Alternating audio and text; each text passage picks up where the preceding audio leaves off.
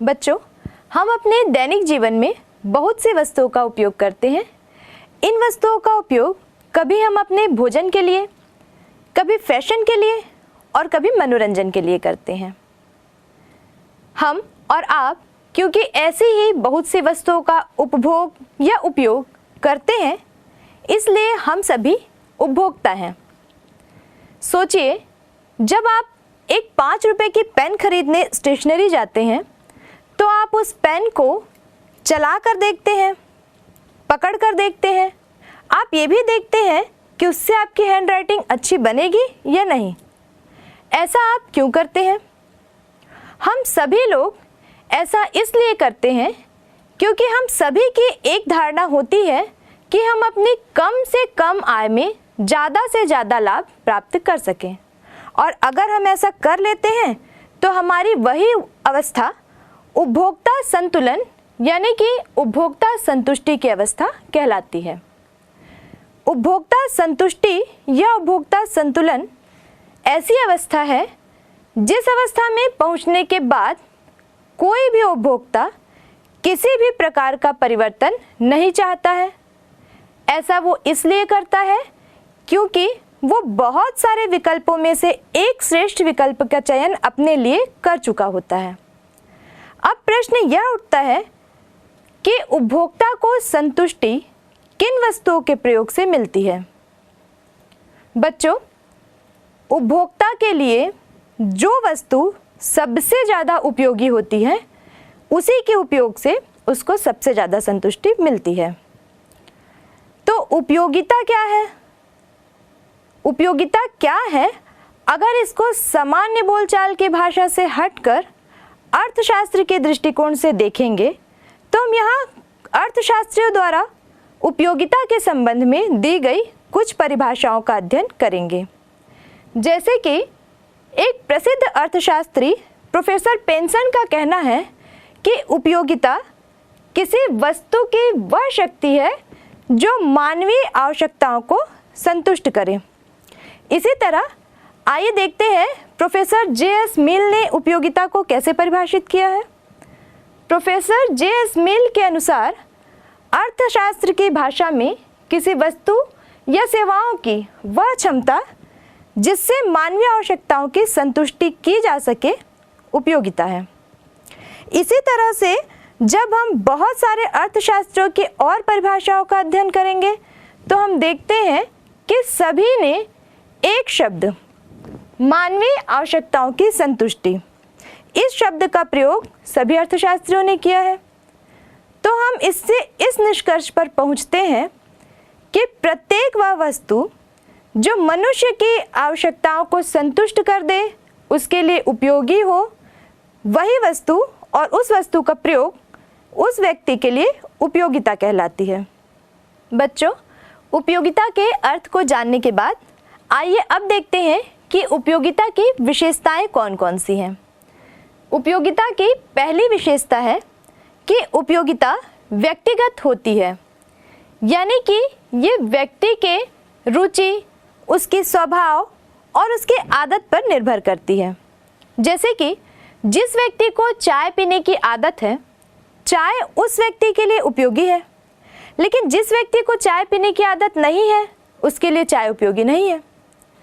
ऐसे ही हम बहुत सी ऐसी वस्तु का उपयोग करते हैं जो हमारे लिए उपयोगी है, और बहुत सी वस्तु का उपयोग हम नहीं करते क्योंकि वो हमारे लिए उपयोगी नहीं है। बिल्कुल इसी तरह उपयोगिता वस्तुगत नहीं होती, यानी कि वो किसी वस्तु में निहित नहीं होती।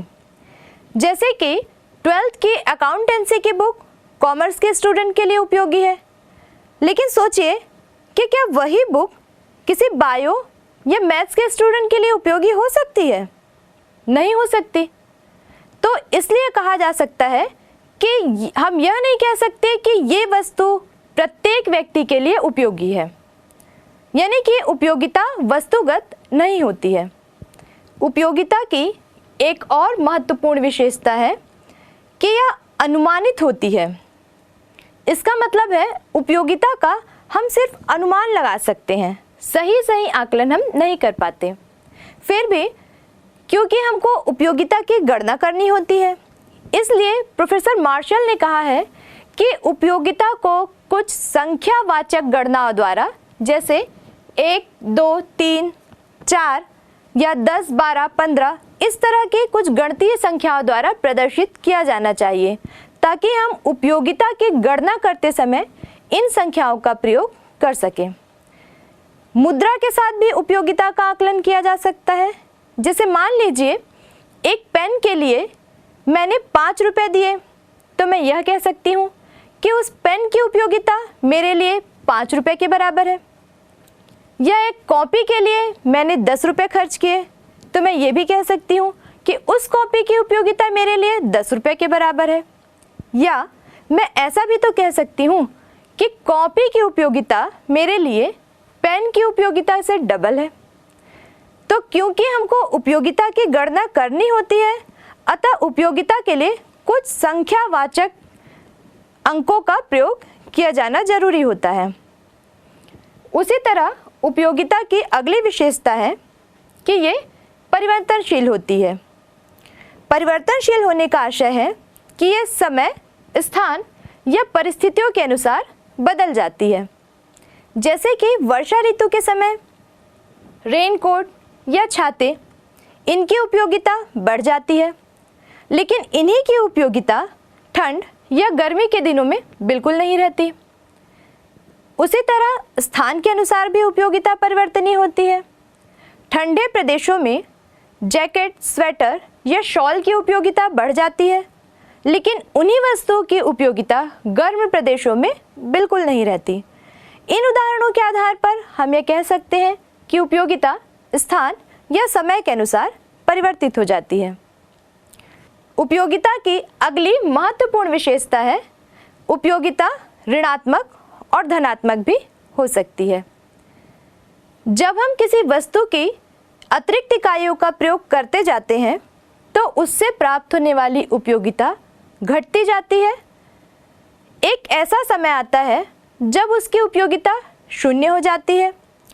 उस समय हमको इन वस्तुओं का उपभोग करना बंद कर देना चाहिए, लेकिन अगर हम ऐसा नहीं करते तो हमको उससे हानि यानी कि ऋणात्मक उपयोगिता प्राप्त होती है। उपयोगिता का धनात्मक, शून्य या ऋणात्मक होना, इसे हम ग्राफ की सहायता से समझेंगे।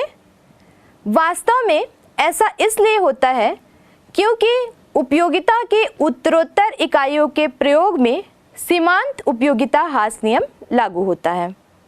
तो आइए देखते हैं कि सीमांत उपयोगिता ह्रास नियम क्या है और ये किन मान्यताओं पर आधारित है।